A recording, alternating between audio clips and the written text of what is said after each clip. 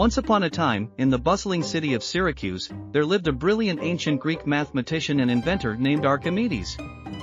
He was highly respected by the King Hiero II, and the people of the city admired his intelligence and wit.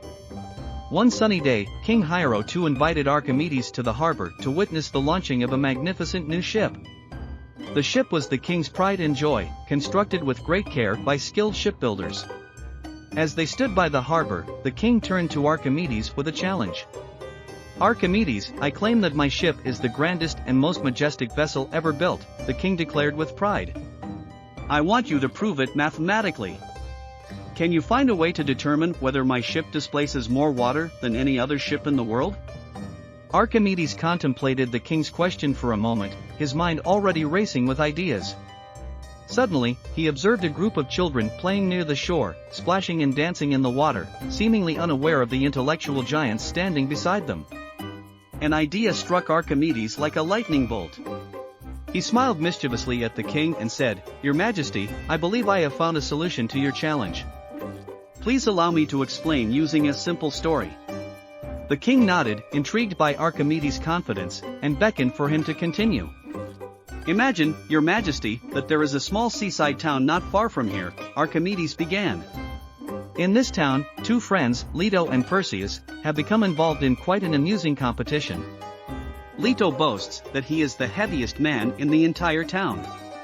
Perseus, however, claims that he can swim with the most ease due to his incredible strength. The townsfolk are so intrigued by their claims that they decide to test their abilities." Curiosity piqued, King Hiero II listened intently as Archimedes continued. "Leto allows the townsfolk to build a large wooden frame around him and attach ropes to it. These ropes are then passed over a mighty pulley, connecting to a rope that Perseus can pull. The crowd watches with excitement as Perseus, exerting all his strength, pulls the rope and slowly lifts Leto off the ground. Remarkably, it takes great effort on Perseus' part to counterbalance Leto's incredible weight." Archimedes paused, making eye contact with the king to ensure he had his full attention. "Now, Your Majesty, imagine that Leto, still encased in the frame, is submerged in the water instead.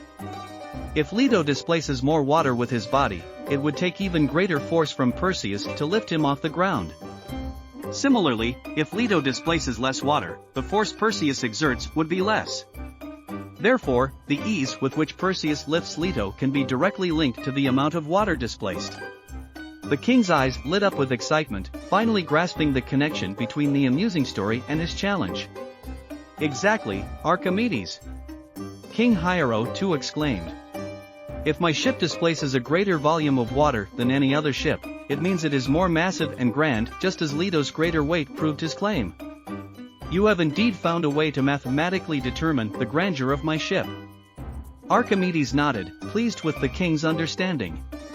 And so, thanks to Archimedes' clever storytelling, the principle of buoyancy and Archimedes' principle were born.